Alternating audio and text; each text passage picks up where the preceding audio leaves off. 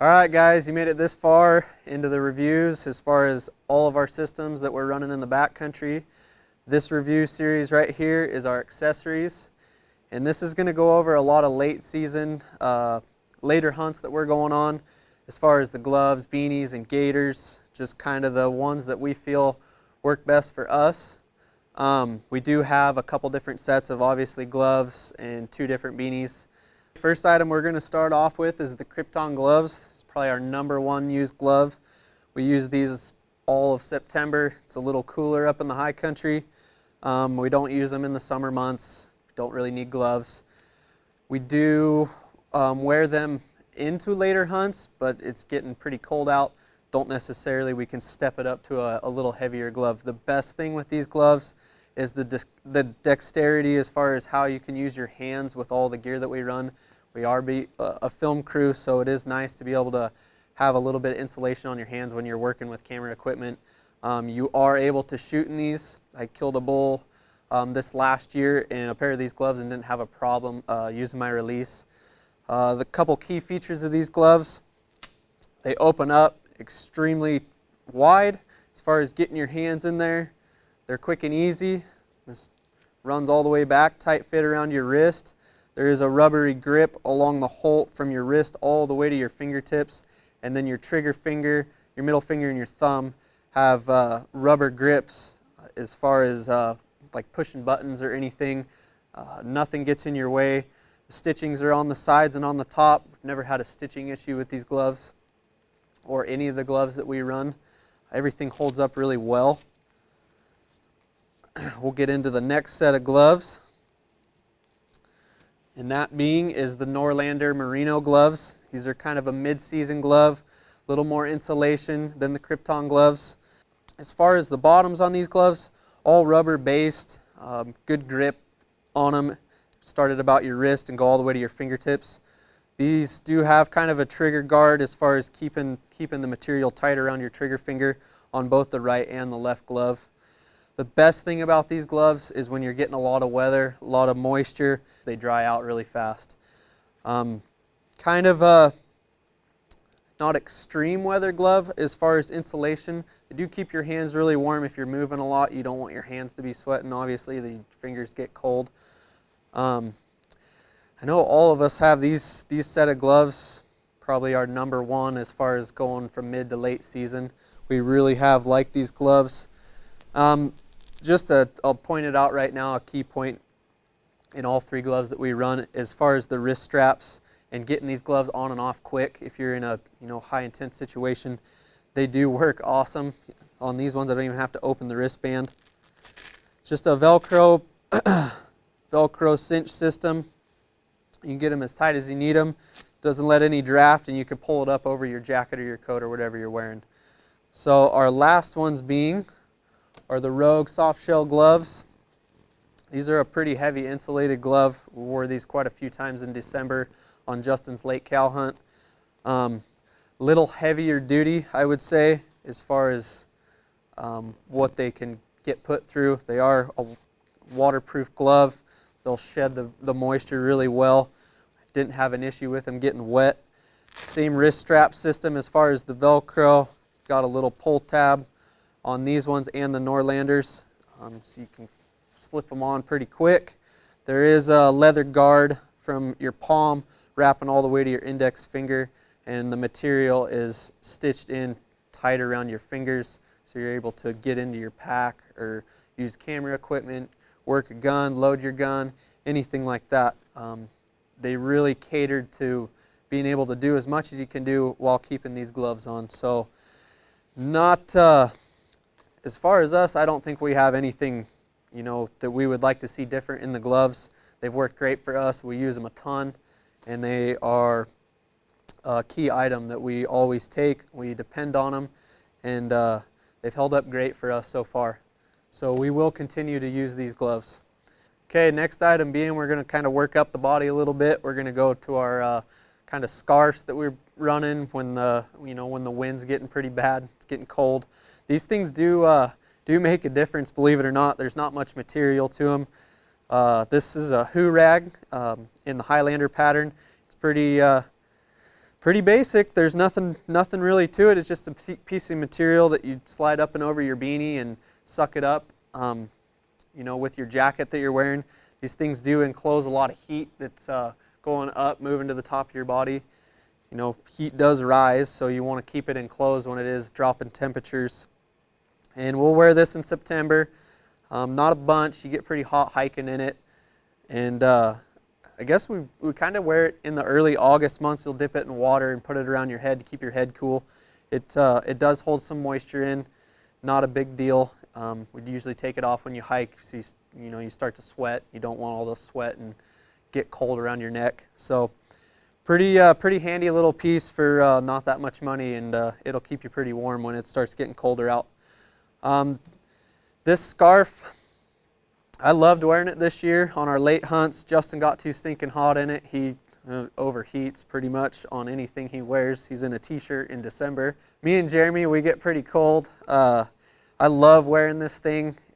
It'll definitely enclose your whole entire body, starting from your neck, and I can get it down to about my chest when I wrap it up. I wore it on a October mule deer hunt when it was snowing, cold, windy, and this thing, I didn't feel anything outside. It was great to wear. It is kind of, a bigger item. You can't get it super small. It's not heavy. It's just a kind of more dense fabric. It does get really big, and you can wrap it however you want, but there's kind of the dimensions on it, on how big it is. So that's not a huge necessity. It's kind of a personal deal as far as, I don't know if you guys even want to run, a hoorag or a scarf. That's just when it's super cold out. It's nice to lock some more body heat in, and they do make a difference. So next being, we just run 2 different beanies. They do have a pretty good selection on the beanies. This is just a lined beanie. This is fleece lined. Does wick some moisture on the outer layer of it. It's going to be kind of a late season beanie. Later in September if you're getting some weather, October obviously, and then if you have anything December. This thing is pretty darn warm, and don't really want to get caught hiking in it. It gets hot. You kind of got to bump it up and get your ears exposed so you cool down a little bit. The next one is just a logo beanie, lightweight, not lined, just kind of a casual wear beanie. I wear it hunting every once in a while. It's just kind of a beanie to wear, more or less. It's not as warm as the line beanie, obviously, but it does, do the job. Okay, going to our next item is the Petra gaiters, kind of going from top of the body straight to the bottom.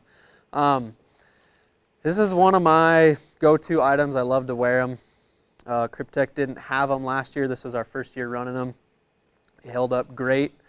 The material is a little loud. It's probably the only thing. I don't really walk with my feet close together. They're pretty spread out, so I'm not rubbing.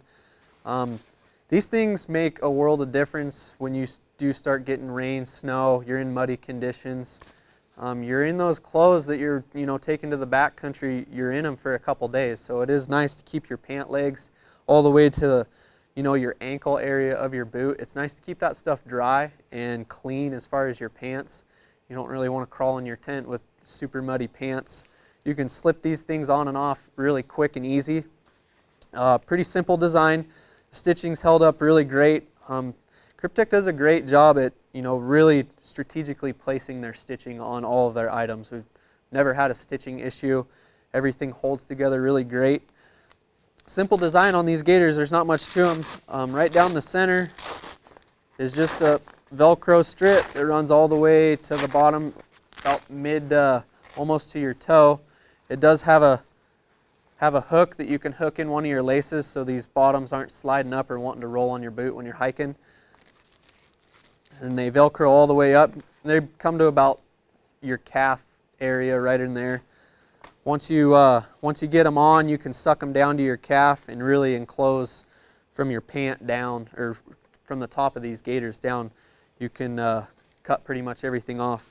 These don't breathe very well at all. They're not really supposed to. It's really usually cold when you're wearing them. Great waterproofing. I've never had mine leak, or any of the other guys', none of theirs have leaked.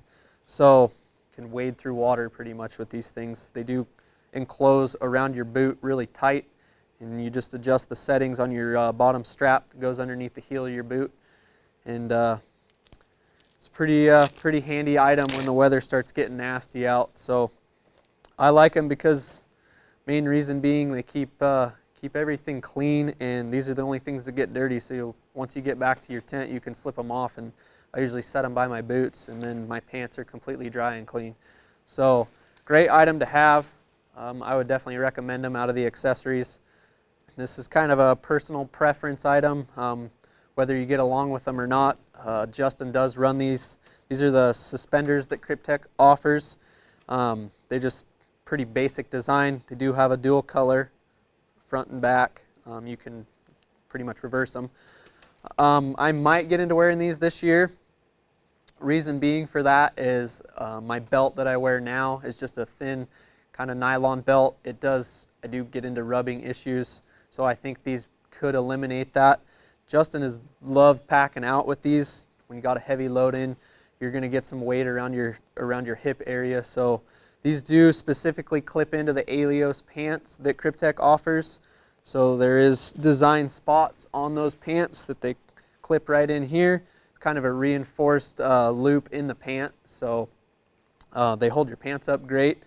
They're pretty stretchy and adjustable, so not much to them. It's just kind of a item. If you want it, you can get it. They're not very expensive.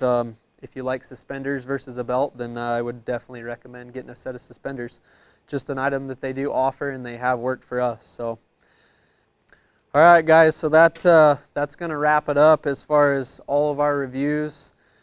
We try to give it to you as best as we could as far as the systems that we run. We're kind of struggle at doing these things, but this gear really does work. And when we say it does make us better backcountry hunters, we do truly believe that. Not necessarily, if you put this on, you're going to kill a 350-inch bull or a 200-inch mule deer. What we're saying is this stuff is designed for staying in longer and going through those gnarly conditions, so you're a little more comfortable and you can feel at ease staying back there, and you trust in your gear.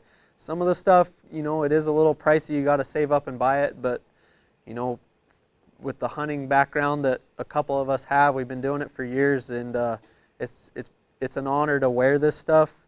As far as it working for us more or less, and it comes down to it's really good gear, and it's well designed, and Kryptek puts a lot of pride in it. So if you guys have any questions, feel free to get a hold of us on Instagram, Facebook, any of our platforms.